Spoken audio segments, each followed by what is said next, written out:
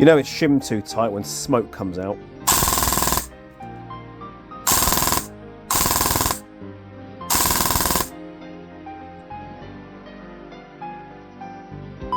I was asked why I moved away from the ZCI internal bearing gears, and it's very, very simple. The quality went down the fucking pan, and this is exactly why I don't recommend anything to anybody. Looks alright from the outset, but you'll see there's 3 screws. 2 not covered by a roller bearing, and 1 that is. That's pressed on. I can't get that off, so I can't tighten that down, which is a shame because it does this.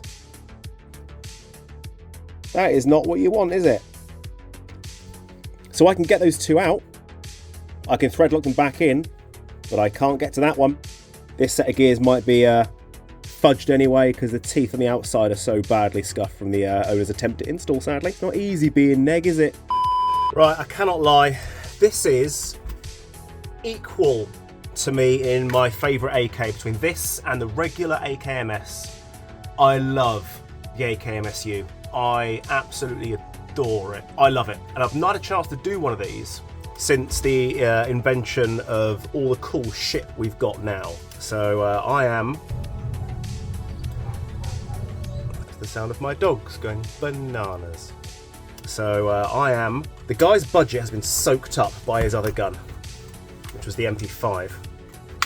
MP5? Yeah. So my intention is to try and do this one on a tighter budget and make it as reliable as possible. So I don't think I'm going to go with an ETU. I think I'm going to go with a very high speed motor and then just change out what needs changing and nothing more. That's my plan. That's my plan. Now this thing is brand new, I believe. Well, kind of brand new. Oh dear. Melted wires. I must have Danes, but I solder with a stick.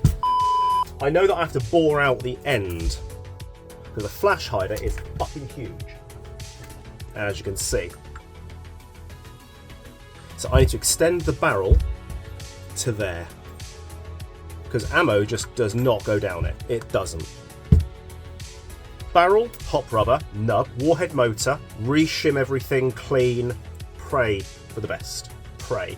But it is going to be like a before and after thing. For all of you that fucking whinge, the motor tower, it needs to be wider, and blah blah blah blah blah. Look at this. Watch this. Fuck off, fucking hair, you cunt. Fuck you. Dunk. Notice something. This is an SRC, one of the new types, or newer types with the ETU inside it.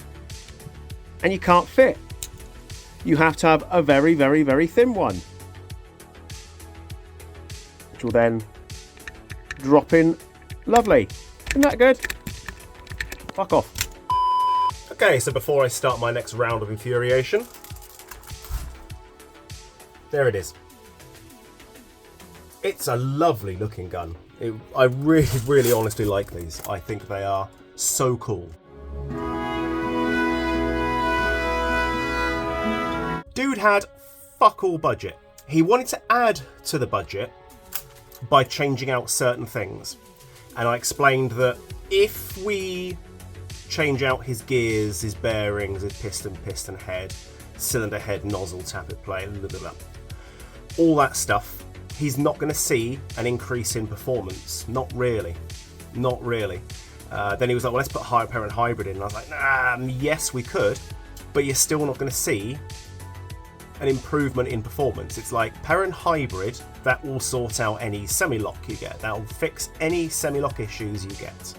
It won't quieten it down. It won't make it that much snappier, unless you put, pre-cocking all that mad shit on. But again, there's no, we don't know how long the original parts will last. So if we're going to do anything that's going to give an obvious improvement to the way the gun fires, let's do a warhead motor, and the time it takes to completely service it, reshim it, and then I'll change out the bevel gear and the cylinder head, tappet plate spring, main spring, hot rubber, and then I took a barrel and I cut it down to be exactly that length. So if I pop this off, now in exchange for silly things, lovely. In exchange for silly things, like that barrel, cylinder head, mainspring, I basically traded in his XT high torque motor. They're good enough motors, but on a 7.4 with all the standard parts in here, it ain't gonna do it. It ain't gonna do it. I don't trust the LCT bevel gear, so I put a steel bevel gear in there. So in exchange for a high torque motor, he got a CNC bevel gear, he got a CNC cylinder head, he got O-rings changed, completely reshimmed, new barrel, hop rubber. Pretty good deal. If you want to see a benefit, you have to think about how much money you want to spend. If he'd have gone with all the internal gubbins that I'd normally do on one of these, and he'd have put in the Perrin hybrid, he would have seen a massive gain. But he'd have gone about £100 over his budget, and he's tight. I'm very, very pleased how this came out. Let's give it a test fire. You know, he only uses 7.4s. He's only got a little 7.4 that lives up inside here. It's the semi we really care about.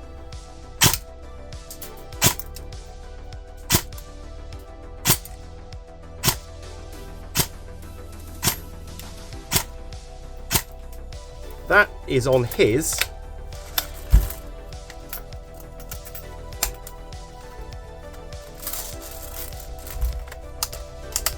supplied ammo. He said they're 2.8s, but when I chronoed this on 2.8s, my 2.8s, it chronoed with a higher power, or feet per second.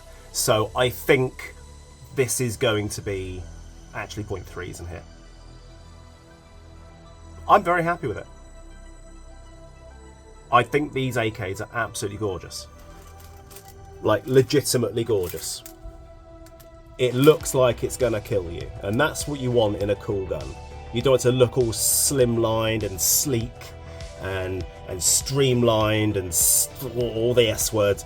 You don't want it to look like that. You want it to look fucking sickening. You want it to look like it's gonna fuck you up, and this looks like it's gonna fuck you up. And I love it. I absolutely love it.